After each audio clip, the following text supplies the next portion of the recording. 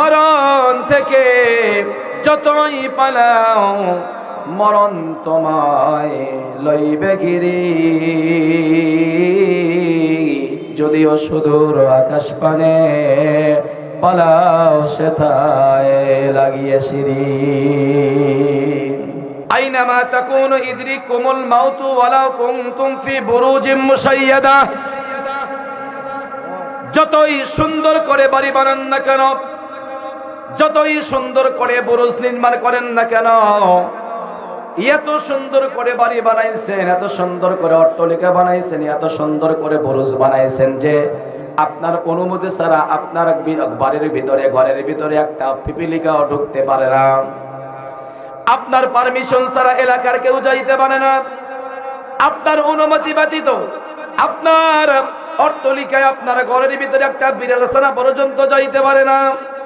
এটা তো অনেক বড় বিষয় বলে আপনার অনুমতি ছাড়া এমন কক্ষ বানাইছেন, একটা ছোট্ট পিপিলিকাও যাইতে সাহস পায় না, যাওয়ার কোনো রাস্তা পায় না।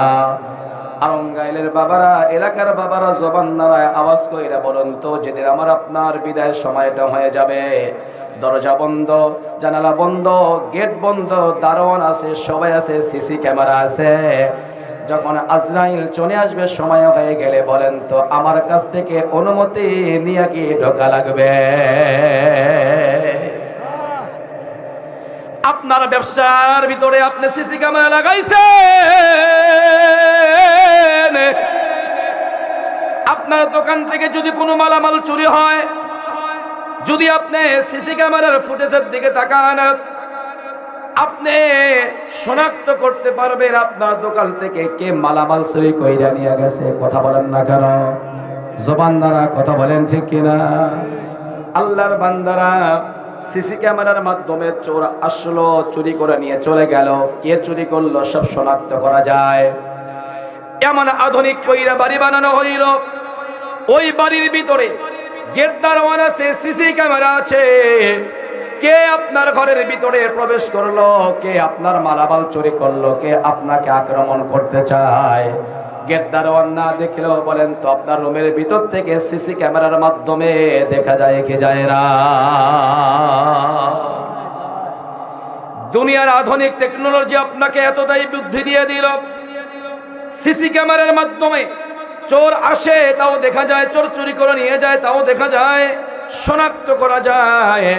আপনার ভিতরে, ঘরের ভিতরে, আপনার অট্টালিকার ভিতরে ঢুকবে চোর তাও দেখা যায়, চুরি করে নিয়ে যায় তাও দেখা যায়। কেউ যদি আক্রমণ করতে চায় বাহির থেকে আগেই দেখা যায় যে আমার রুমের ভিতরে কে যেন আগমন করে। আল্লাহর বান্দারা শোনো,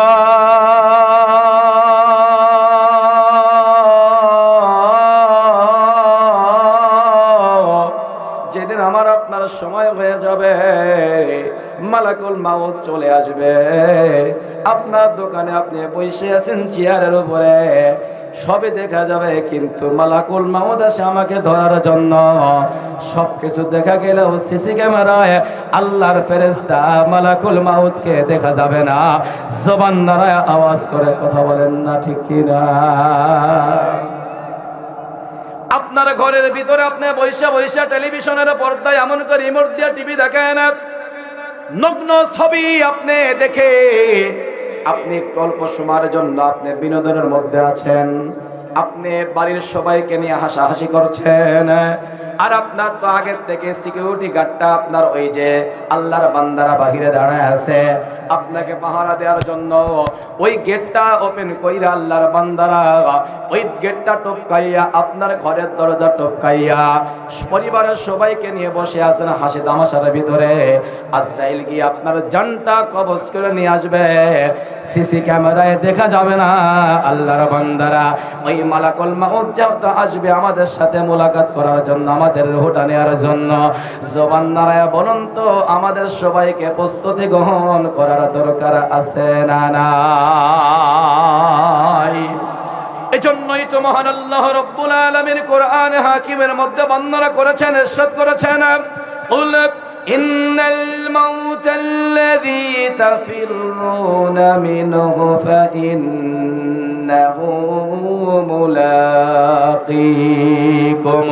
আল্লাহু আকবার। জবান নারায়া বলেন, মুসলমান ভাইরা রে আমার, মালাকুল মাউত আসবে তো আসবেই, আমার আপনার সাথে মোলাকাত করবে, আমার আপনার রূহটা নিয়ে চলে যাবে। কোন সময় কোন জায়গায় আমাদের জানা নাই। আল্লাহর বান্দারা এই জন্যই তো হযরত বেলাল ডাক দিয়ে কয়, নবীজি আমার চিন্তা চেতনা হলো আমি যে কোনো জায়গায় মারা যাইতে পারি, আমি রাস্তায় চলতে গিয়ে মরণ হইতে পারে, আমার মরণটা আমার ঘরের বিছানায় আমার হতে পারে, আমার মরণটা রাস্তায় চলতে হতে পারে, আমার মরণটা বাজারে হতে পারে, আমার মরণটা আমি মাঠের মধ্যে কাজ করে সেখানেও হতে পারে, আবার আমার মরণটা মসজিদে সেজদা অবস্থায় আল্লাহ বলেন তো কবুল করতে পারে কি পারে না।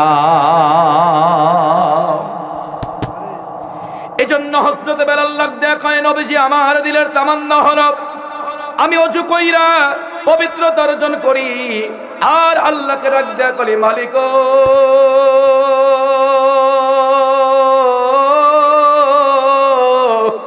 আমি পবিত্র থাকতে চাই, পবিত্রতা অর্জন করলাম, আল্লাহ আমার মরণটা পবিত্র অবস্থায় তুমি দিয়ে দিও। এ মুসলমান বাবারা, কোনো বান্দা যদি পবিত্র অবস্থায় আল্লাহর জিকির করতে করতে আল্লাহর কাছে কবুল হয়ে যায়, দুনিয়ার মানুষ যাই বলুক না কেন, নিঃসন্দেহে আল্লাহর বান্দা জান্নাতি হইয়া বিদায় নিয়ে কবর জগতে রওনা করে দেয়। জবান নারায় বলুন তো, মৃত্যুর এক নাম্বার প্রস্তুতি হর হামেশে সদা সর্বদা শরীরটা পাক রাইকা ওযু অবস্থায় থাকার দরকার আছে না নাই? মায়ের নবী আমার সাহাবীদেরকে নিয়ে আলোচনা করেন, ডাক দিয়ে কয়, সাহাবীরা রে, মৃত্যুকে কত দূরে মনে করো, কত নিকটে মনে করো। সাহাবীরা ডাক দিয়ে কয়, নবীজি আমরা মৃত্যুকে এতটাই নিকটে মনে করি, আমাদের যেন মনে হয় ফজর পাইলাম জোহর পাইব না, জোহর পাইলাম আসর পাইব না, আসর পাইলাম মাগরিব পাইব না, মাগরিব পাইলাম এশার জামাতে আর আমি থাকতে পারবো না। মৃত্যুকে এত নিকটে মনে করি। আল্লাহর পয়গম্বর ডাক দিয়ে কয়, সাহাবীরা রে,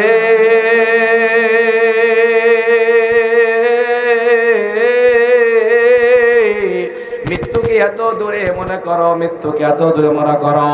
তোমরা কি জানতে চাও, শুনতে চাও, আমি পয়গম্বর রাহমাতুল আলামিন মৃত্যুকে কত নিকটে মনে করি? সাহাবারা ডাক দিয়া কয়, নাম, হ্যাঁ পয়গম্বর, আপনি একটু জানায় দেন, শোনায় দেন। আরঙ্গাইলের বাবারা, যুবকেরা, তরুণেরা, বৃদ্ধ বাবারা, আপনার মরণ কোন জায়গায় হবে জানেন না, কোন সময় হবে তাও তো জানা নাই, কোন অবস্থায় হবে তাও জানা নাই, আল্লাহর বান্দারা কোন দিনে হবে তাও জানা নাই। কিন্তু মৃত্যুর কেন সামান আপনি গোছ করেন না, মৃত্যুর কেন প্রস্তুতি আপনি নেন না? আল্লাহর বান্দারা মনে করে মৃত্যু অনেক দূরে, মৃত্যু অনেক দূরে, বুড়া না হওয়া পর্যন্ত মারা যাব না, বৃদ্ধ না হওয়া পর্যন্ত মারা যাব না। আল্লাহর বান্দারা মরণের কোনো গ্যারান্টি নাই, বুড়ো রয়ে যায়, বৃদ্ধা মা বাবার হয়ে যায়, দাদা দাদির হয়ে যায়, যুবক নাতি বিদায় নিয়ে আরঙ্গাল কবরে চলে যায়, এমন নজির এলাকার ভিতরে আছে না নাই? এজন্যই তো কই বলেছেন, ইয়া হামসাম মুসাফির হায়, ইয়া হামসাম মুসাফির হায়, কবর আখেরে ঠিকানা, कोई आगे रवाना है, कोई पीछे रवाना। আসার সিরিয়াল আছে, যাওয়ার কোনো সিরিয়াল নাই। বাবার মাধ্যম দিয়ে সন্তান দুনিয়া আসে, সন্তান বিদায় নিয়ে যায়, মা বাবার হয়ে যায়। এমন দিন ভাঙ্গা কত মা আর বাবা আজকে এখানে আগমন করেছেন, পাশেই রয়েছে আপনার সন্তান ঘুমাইয়া, আব্বা আম্মা এখনো দুনিয়াতে আছে, সন্তান বিদায় নিয়ে চলে গেছে। এ বাবারা, মৃত্যুর বয়স লাগে না, মৃত্যু কোন সময় হবে তা আমরা জানি না। এই জন্য নবী ডাক দেয়া কয়, সাহাবীরা রে, মৃত্যুকে তোমরা কত নিকটে মনে করো। সাহাবীরা বিভিন্ন জন বিভিন্ন কথা ডাক দেয়া বলে। আল্লাহর পয়গম্বর বলেন, আমি পয়গম্বর মৃত্যুকে এত নিকটে মনে করি। আল্লাহর পয়গম্বর ডাক দেয়া বলেন, সাহাবীরা রে, আমি মনে করি আমি যখন সালাতে দাঁড়িয়ে যাই, নামাজে দাঁড়িয়ে যাই, রুকু সিজদা সবকিছু করার পরে শেষ বৈঠকে বৈশা আত্তাহিয়াতু দুরূদ শব্দ আমাসরা পড়লাম, ডান দিকে সালাম ফিরাইলাম, আসসালামু আলাইকুম ওয়া রাহমাতুল্লাহ, আমার জানা মনে হয় বাম দিকে সালাম ফিরাইবার সময়টুকু আমি পাবো না। এর মাঝখানে আমি পয়গম্বরের জানটা আল্লাহর রহমতের ফেরেশতা কবজ কইরা নিয়ে যায়। আল্লাহু আকবার বলেন। মুসলমান ভাইরা রে আমার, যে মায়ের নবীর হায়াতের জিন্দেগিতে কোনো গুনাহ ছিল না, যেই নবী হলো রহমত, যেই নবী হলো বরকত, ওই নবী মৃত্যুকে এত নিকটে মনে করে, আর আমি আর আপনি মনে করি মৃত্যু অনেক দূরে, মৃত্যু অনেক দূরে। আল্লাহর বান্দারা, ওই মরণ কিন্তু আমার আপনার হবে। দুনিয়া থেকে আমি আপনি বিদায় নিয়ে কবরে চলে যাব, মৃত্যুকে দূরে মনে করি, কিন্তু মৃত্যু দূরে না, মৃত্যু দূরে আমার ভাইরা, মৃত্যু একদম নিকটে। সবচেয়ে দূরে হলো যেটা, আমি যে আয়াতটা আমি শুরুতেই তেলাওয়াত করলাম, সূরা নামল থেকে যে আয়াতে কারিমা তেলাওয়াত করলাম, আজ থেকে ১৫০০ বছর আগে মহান আল্লাহ রাব্বুল আলামিন দুনিয়ার মানুষদেরকে বুঝাইবার জন্য সূরা নামলের ভিতরে আমার আল্লাহ রাব্বুল আলামিন যে আয়াতে কারিমা নাযিল করলো, আয়াতের শুরুর অংশ আমি তেলাওয়াত করেছি, ওয়ালা ক্বাদ আতাইনা দাউদা ওয়া সুলাইমানা ইলমা। জবান নাড়ায় একবার বলা যায় নাকি আল্লাহু আকবার? যারা বলেন না আওয়াজ করে বলেন আল্লাহু আকবার। প্রিয় মুসলমান ভাইরা নিয়ে আমার, মহান আল্লাহ রাব্বুল আলামিন সূরা নামলের ভিতরে 15 নম্বর আয়াতে কারিমার মধ্যে আল্লাহ রাব্বুল আলামিন ছোট্ট একটি আয়াতের মাঝখানে আল্লাহ রাব্বুল আলামিন দুইজন নবীর নাম উল্লেখ করেছেন। জোরে বলেন কয়জন? জোরে বলেন কয়জন? একজন হলো পয়গম্বর দাউদ আলাইহিস সালাতু ওয়াস সালাম, আর দুই নম্বর হলো পয়গম্বর সুলাইমান আলাইহিস সালাতু ওয়াস সালাম। যেই দাউদ পয়গম্বর জান্নাতের ভিতরে জান্নাতি মেহমানদেরকে আল্লাহ তাআলার কোরআন তেলাওয়াত করে শোনাইবেন। আওয়াজ করে মারহাবা বলেন একবার, দেখি একবার। জান্নাতে কি আপনারা যাইতে চান? যাইতে চান? কারা কারা হাত দেখান তো ইনশাআল্লাহ। দেখি দুই হাত তোলেন, দুই হাত, দুই হাত দেখেন তো। হাত উঠায় নাই কে? এটা ঘুমাইতেছে নাকি? দুইজন, এই দুইজন ঘুমাইছে। হাত উঠান, মুরব্বীরা হাত উঠান।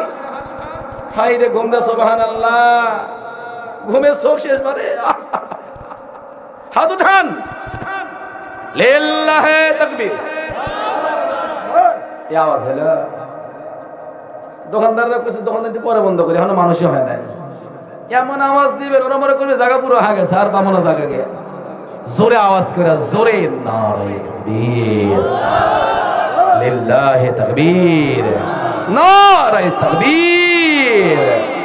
আল্লাহর বান্দারা আল্লাহকে যখন ডাকবেন, বলেন তো আল্লাহ খুশি হয় না বেজার হয়? আল্লাহ বড় খুশি হয়। আল্লাহ কয় আমার তো ছেলে মেয়ে কেউ নাই, হাউস করে বান্দা বানাইছি।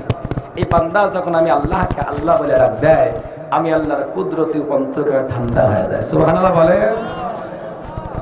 এই জন্য বাবারা আমার, আল্লাহ তাআলা জান্নাতে আমাদেরকে দিবেন, জান্নাত দিবেন। আর জান্নাতের ভিতরে পয়গম্বর দাউদ আলাইহিস সালাতু ওয়াস সালাম মিষ্টি কণ্ঠ দিয়ে আল্লাহর কোরআন তেলাওয়াত শোনাইয়া আমাদেরকে বরণ করিয়ে নেবেন। মারহাবা বলেন।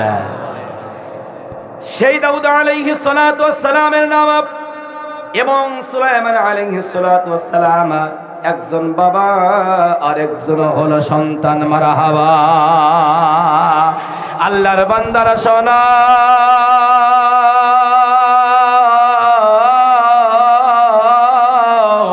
আল্লাহ রাব্বুল আলামিন দুনিয়ার জমিনে বাবাকেও নবী বানাইছেন, সন্তানকেও আমার আল্লাহ নবী বানাইছেন।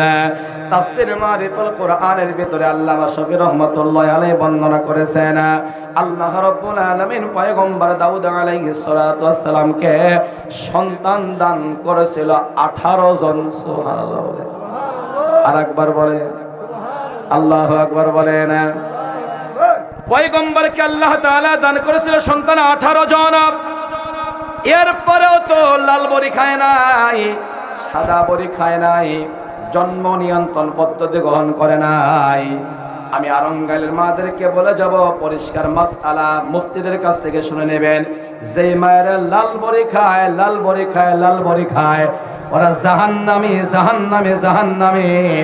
আমি আর আপনি জন্ম নিয়ন্ত্রণ পদ্ধতি গ্রহণ করতে পারি না। এই দুনিয়াতে সন্তান পাঠাইবেন, মানুষ পাঠাইবেন, বলেন তো কার ইশারা? আর আমাদের স্লোগান হলো দুইটার বেশি না, একটা হলেই আছে না নাই? দুইটার বেশি না, একটা হলেই ভালো হয়। এই স্লোগান দিয়া দুইটার বেশি নেয় না, একটা নিয়ে বন্ধ করে দেয়। ইনজেকশন আরো কত কি কয়, আর নিমো না, আর নিমো না। এ আল্লাহর বান্দারা শোনো,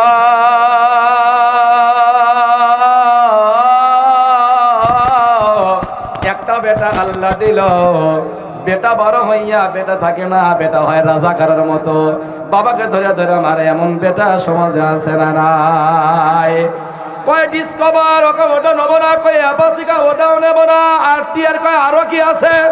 5 লক্ষ টাকা দিয়ে বেটারে গাড়ি কিনা দেওয়া হলো, এমন জোরে পিকআপ টানে। একদিন হঠাৎ করে শোনা গেছে বেটা আর বেটা নাই, বেটা লাশ হয়ে গেছে, বেটাও কয় টুকরা, গাড়িও কয় টুকরা। এ আল্লাহর বান্দারা মা বাবা চোখের পানি পাইলা পাইলা কান্না শুরু করে দিয়েছে। আল্লাহ একটা বেটা দিলা, আবার তুমি নিয়ে গেলা। যে আব্বা আর আম্মার এক বেটা, ও তো আগে ইনজেকশনের মাধ্যমে সব বন্ধ করেছে। এক বেটা যদি বিদায় নিয়ে যায় আর কি পাওয়া যায়? দুনিয়ার সম্পদের চেয়ে সন্তানকে বড় মহব্বত করে, বড় সম্পদ মনে করে। আল্লাহর বান্দীদের বলে যায় জন্ম নিয়ন্ত্রণ পদ্ধতি আমরা গ্রহণ করব না। জবান নাড়ায় আওয়াজ কইরা বলেন তো সন্তান দেওয়ার মালিক কে? যারা বললেন না মনে হয় আপনি পিসাব দিছে, হ্যাঁ ডাক্তার দিছে, কয় অমুক ডাক্তার ভালো রো, ওই ডাক্তারের কাছে গেলে সল পাওয়া যায়। নাউজুবিল্লাহ কইবেন না। অমুক পীরের দরবার খুব ভালো রো, যা আসলে পানি পড়া গেলে সল হয়। নাউজুবিল্লাহ, তো পায় মা লাগে আঘাত বুড়ি। কোন পিসাব সল দিয়ে পারে, কোন ডাক্তার পারে, কবিরাজ পারে? আল্লাহ একটা উসিলা হয়তো খুঁজেছেন, যে ওই উসিলা গাছের পাতা খাইছে আর একটা বেটা হয়েছে। হ্যাঁ, ওই ডাক্তারের কাছে গিয়ে একটু মেডিসিন খাইছে, আল্লাহ একটা পুত্র সন্তান দিয়ে দিছে। কিন্তু আল্লাহর নাম নিয়ে কই ডাক্তারের হাত খুব ভালো রো, ও ডাক্তার পানি পড়া দিলে সওয়াল হয়। আল্লাহর ওলি যদি একটু ফু দেয় সওয়াল হয়। নাউজুবিল্লাহ বলবেন না। সন্তান দেওয়ার মালিক কে? জোরে বলেন, আরো জোরে বলেন। আজকের মাহফিলে কি তাবরক আছে? কি দিয়া বাবাজি, কি দিয়া? খিচুড়ি দিয়া। আমাকে তাবরক আছে কি দেখো, খিচুড়ি দিয়া। কন্ত তোমার কথাবার্তা। পাবনা গেলে কি রসিক লাগে, রংপুর যাইবেন আরো মজা। কি কয়? পাবনা গেলে কয় হুরুম খাবেন। হুরুম, হুরুম কি রে বা? এখন তো ওয়াজ করে করে একটু শিখতেছি। মানে আমরা কই জাইতিয়া মুড়ি, ওরা কয় হুরুম। সুবহানাল্লাহ কয়। এই পাবনা, আগে পাবনা সেজন আগে ছিলাম, আমরা কই মুড়ি, ওরা কয় হুরুম। এই চল একটু গোসল করে আসি, ওরা লায়া আসি, লায়া আসি। কি পরিবর্তন গো, কয় লায়া আসি। আজকে পাবনার বক্তা আছে, শুনে দেখেন। কিন্তু এই যে লায়া আসি, হুরুম এগুলো বলে, কিন্তু কোরআন শরীফ যখন পড়বা যায়, আমরা সূরা ফাতিহা পড়বা শুরু করি আলহামদুলিল্লাহি রাব্বিল আলামিন, আর ওরা কি কয়? ওরা নেতা কয় নাকি? ভাষার মধ্যে পরিবর্তন আছে, কিন্তু আল্লাহর কোরআন পড়তে গেলে রংপুরে যা কয় আমরাও যা কই, পাবনাও তাই কয়, টাঙ্গাইলে তাই কয়, গোটা পৃথিবীর মানুষ আল্লাহর কোরআন একটাই পড়ে, পরিবর্তন করার কোনো অবকাশ নাই। এটাই হলো বড় নিয়ামত। সুবহানাল্লাহ বলবেন না? আমি কইতেছি খিচুড়ি কি দিয়া, তারপর কি দেখো খিচুড়ি দিয়া। এই তো টাঙ্গাইলের মানুষ গো, উত্তরের মানুষ আপনাদের মানুষ পায় না। এখন তো উত্তরেরাই তো আপনার টাকাওয়ালা। আগে জমি কিনতে যায় না এলাকায় মানুষ। হ্যাঁ, ওই এলাকায় জমি দেখি 1 লাখ টাকা বিঘা, 70,000 টাকা বিঘা খালি ছিল।